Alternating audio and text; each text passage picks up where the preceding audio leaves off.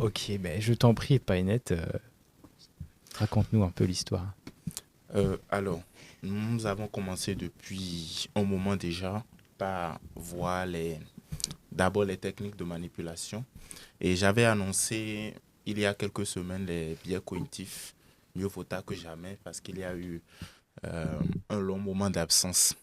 Donc aujourd'hui, je vais vous présenter les biais cognitifs qui sont les distorsions qu'il y a entre la réalité et ce que nous pensons dans notre imaginaire. Je vais juste présenter quelques biais et vous laisser le champ libre d'aller en chercher plus.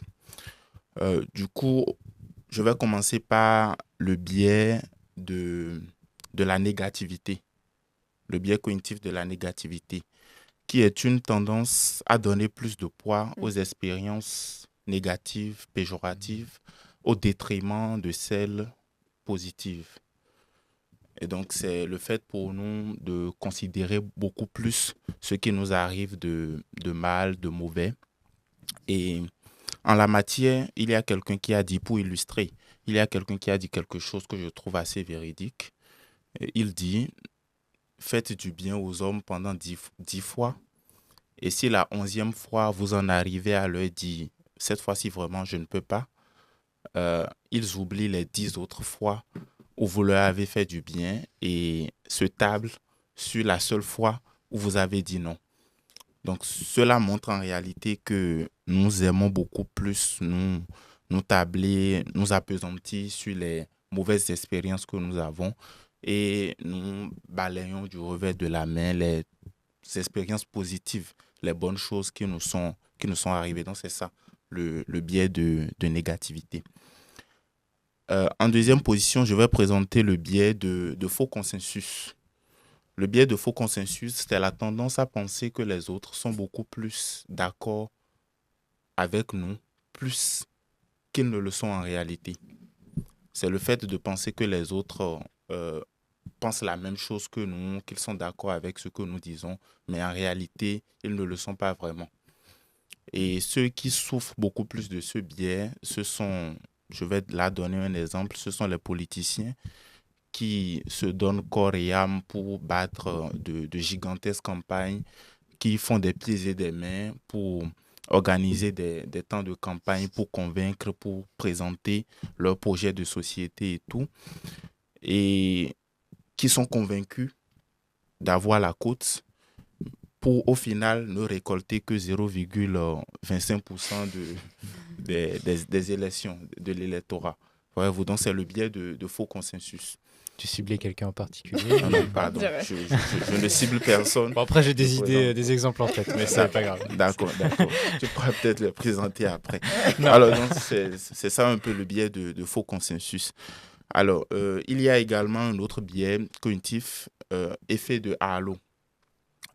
Pour donner une définition classique, l'effet de halo se produit quand la perception d'une personne ou d'un groupe est influencée par l'opinion que l'on a préalablement pour l'une de ses caractéristiques.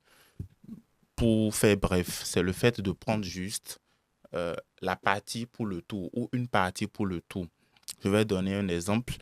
L'on a souvent tendance à considérer une personne de belle apparence physique comme intelligente, comme digne de confiance. Et à ce niveau, vous pouvez vous demander pourquoi certaines personnes euh, refusent ou ne mettent pas recommandent d'abord de ne pas mettre leur photo sur le CV. Mm. Il y a certaines personnes qui ne mettent pas leur photo sur le CV. Il y a d'autres qui mettent également. Et je pense que ce biais est assez présent dans notre imaginaire, dans notre subconscient, parce que quand vous voyez une personne qui rayonne en apparence, qui a une très belle apparence physique, vous vous dites forcément que cette personne-là n'est pas capable de mauvaises choses, que cette belle personne que Mm. l'on voit ne peut pas être capable de choses aussi horribles quand on en arrive à découvrir que cette personne-là, en réalité, fait des choses pas très catholiques. Voyez-vous, donc c'est l'effet de halo qui fait ça. C'est l'effet de halo qui fait ça en réalité.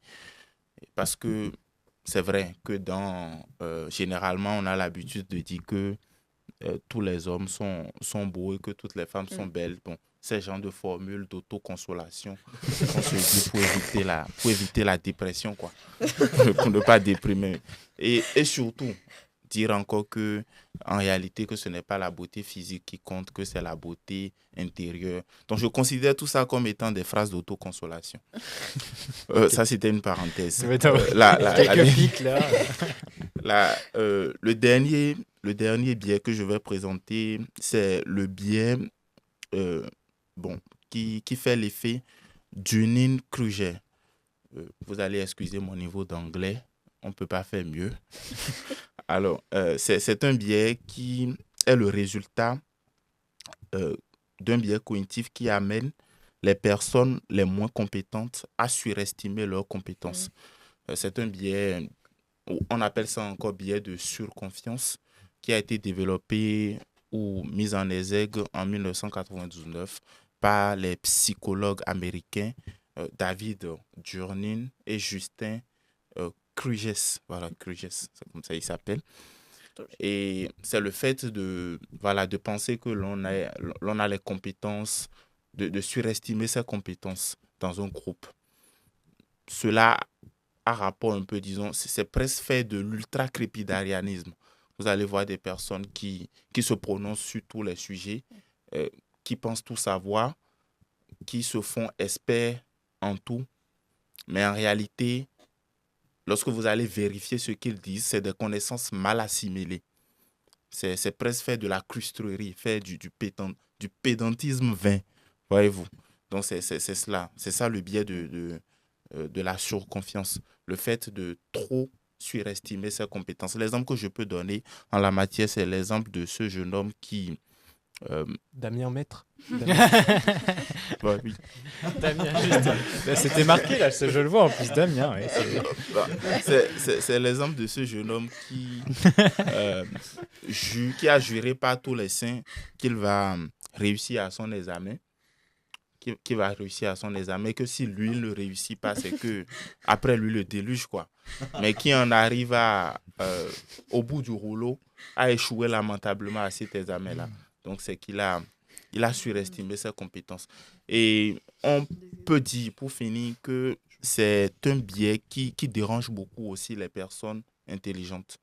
C'est-à-dire, les personnes intelligentes ont souvent tendance à surestimer leur intelligence. C'est-à-dire que j'ai un travail à faire, au lieu de m'y adonner très vite et de le faire, bon, j'attends, parce que je suis très intelligent, je suis très fort, j'attends juste, c'est ce qui s'est toujours passé avec mes exercices de maison, au fait. Oui.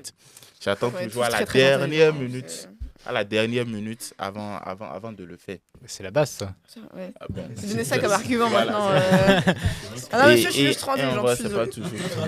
Le partiel de ce matin, je l'ai révisé que ce matin dans le RER. La belle preuve, la chronique, je ne l'ai préparée que 30 minutes avant l'émission. Anna est en train de la faire, ça se voit. Alors, non, moi, c'est juste un truc. Bon, donc, pas du tout fini 20 minutes avant. Là, c'est pas grave. Voilà, il y a beaucoup d'autres biais que vous pouvez retrouver dans le livre que j'ai commencé par présenter, Petit traité de manipulation à l'usage des honnêtes chances. Donc voilà ce que j'ai voulu partager avec vous aujourd'hui. Merci beaucoup, Painette. Voilà, merci. Je sais pas, si on peut débriefer du dernier biais que tu as parlé, moi ça s'entend beaucoup en entreprise, tu vois, ou en prépa, moi je l'avais vu beaucoup. des gens... de quoi tu parles. Ouais, je suis meilleur, machin, et au final, bon, ça